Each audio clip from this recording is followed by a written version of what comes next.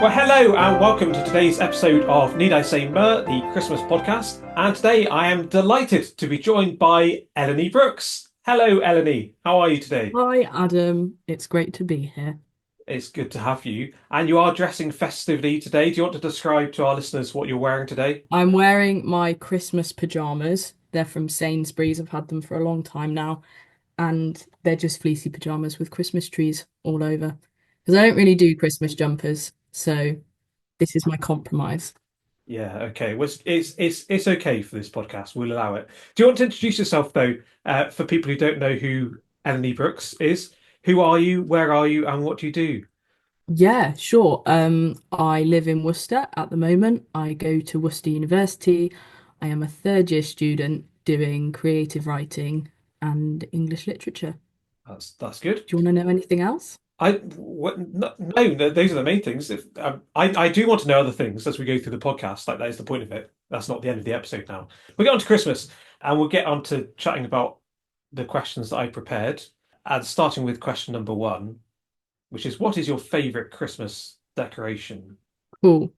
I haven't prepared any answers because I thought I could think about it for ages or I could just wing it. So I'm winging it.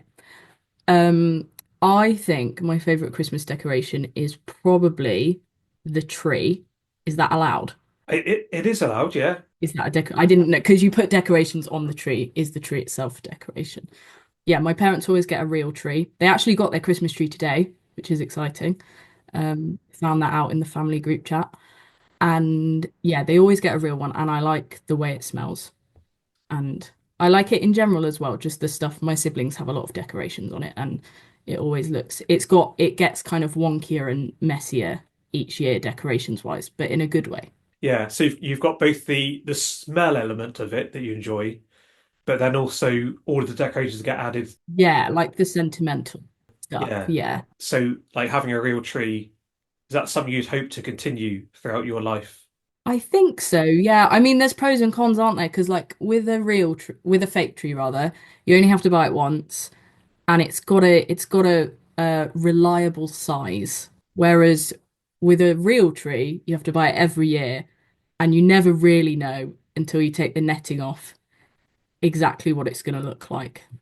So I would like to think that I would continue it, but we shall see. When we get to season 11 of this podcast, you can come back and I'll let you know. so what are some of the things that appear on the tree then as the decorations on your favorite decoration? That is a really good question, Adam, that I will have to think about. I'm not sure I can think of specifics. I'm mainly thinking about lollipop sticks and like cotton wool snowmen. That's what comes to mind. No tinsel. We're not a tinsel household. That's good to hear. Yes. So that's decorations. You like the tree, which is a decoration. Do you have just the one real tree?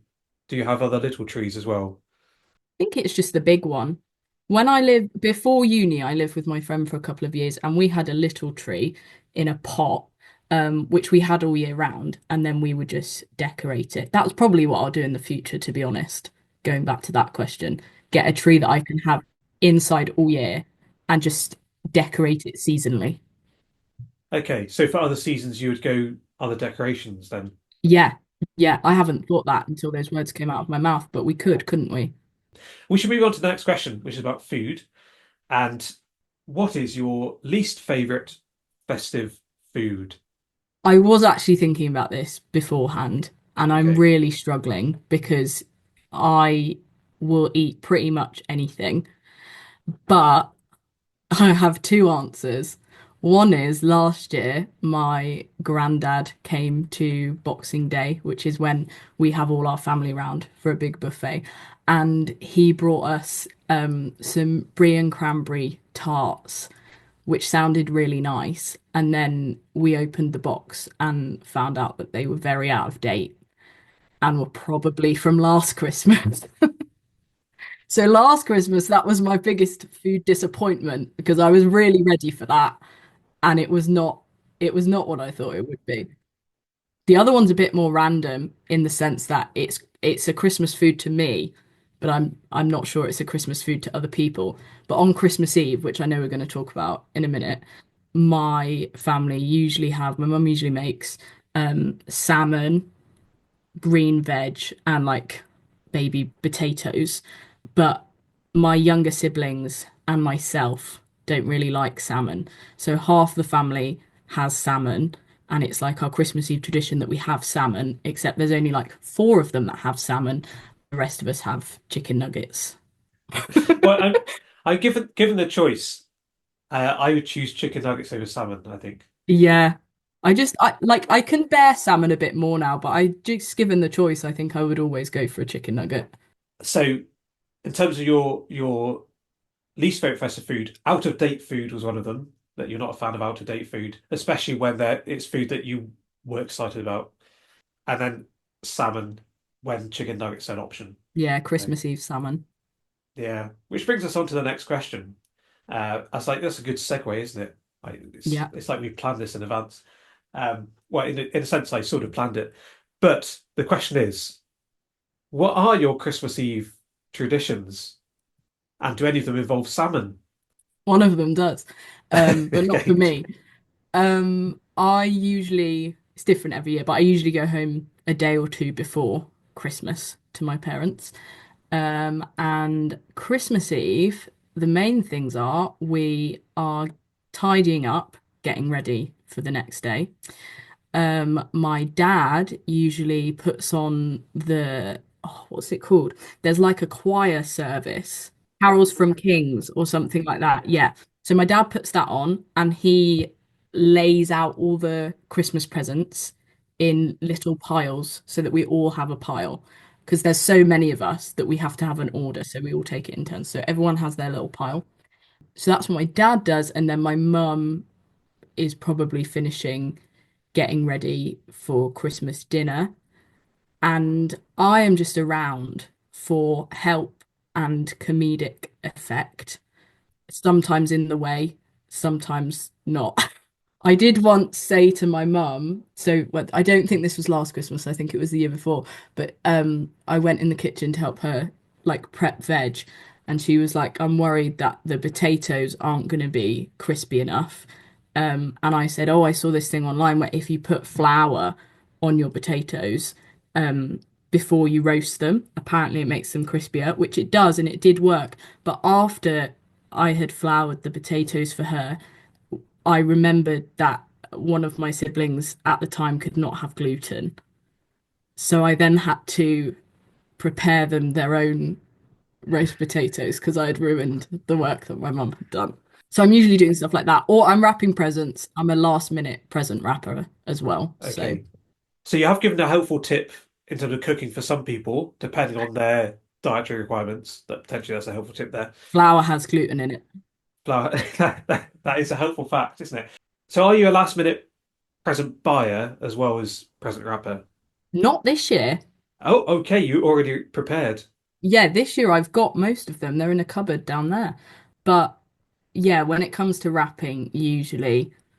And I maybe shouldn't say this, but I often wrap dad's presents for mum as well. So I do those ones last minute, even if I've done my own.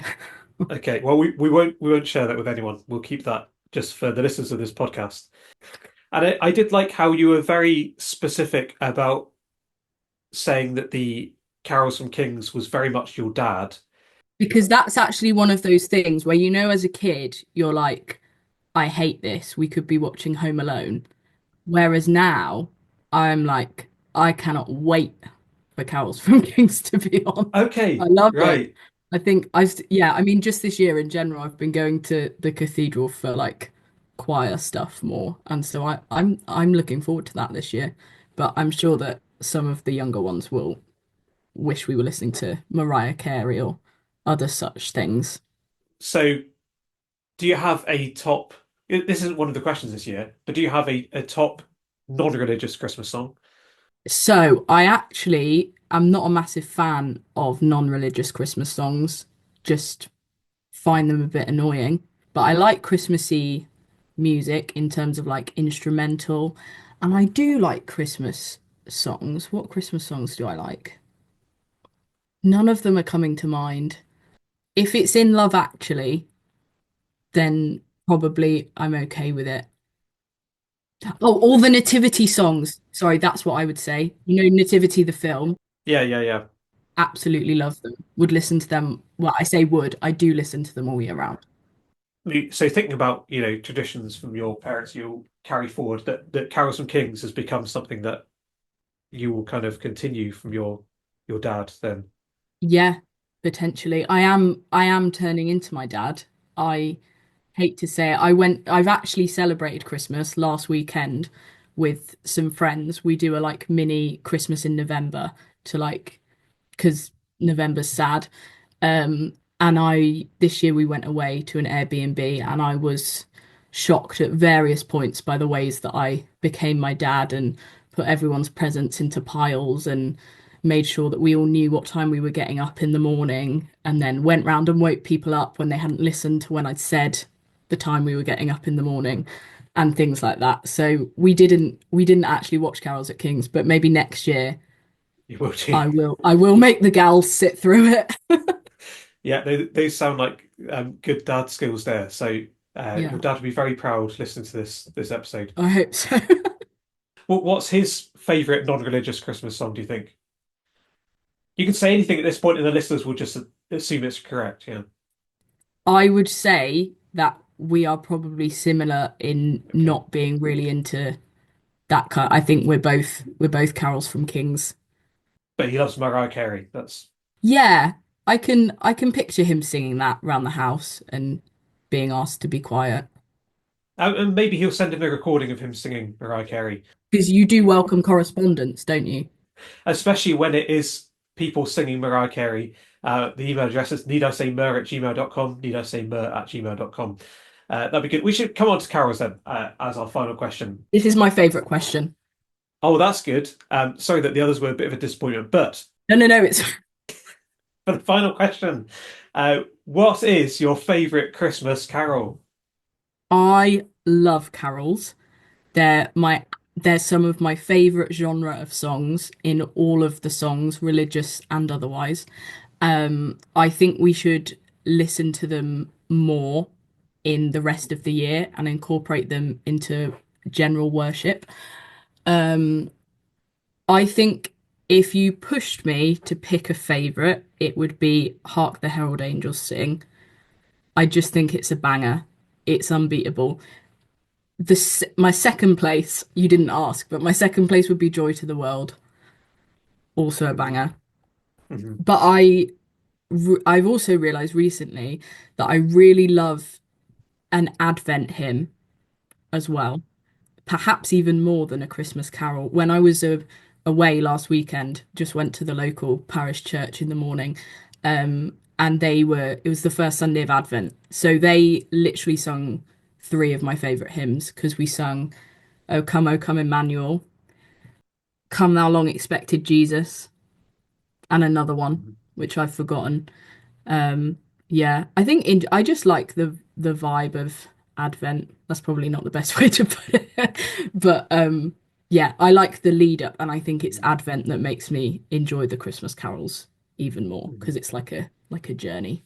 Yeah, journeying towards the celebration of Christmas, and yeah, that's good. And Hark Harold and Joy to the World are both good answers. They are both bangers, as you say. They really are. Just had a thought, a modern one that I really like because I haven't really mentioned modern ones. Sing We the Song of Emmanuel. I think it's by Matt Boswell, but I can't remember. It's by one of the Matts. Yeah, and the last verse of it, go spread the news of Emmanuel, joy and peace for the weary heart. That's the good news of Christmas, isn't it? Light up your heads, for your King has come. Sing for the light overwhelms the dark. Yeah, I love that bit. Yeah, the joy that we find in Advent and in the waiting periods of our lives, that actually Jesus comes to bring joy for the weary hearts. But anyway, so it's been good to chat, and we hope you have a very happy Christmas. We do.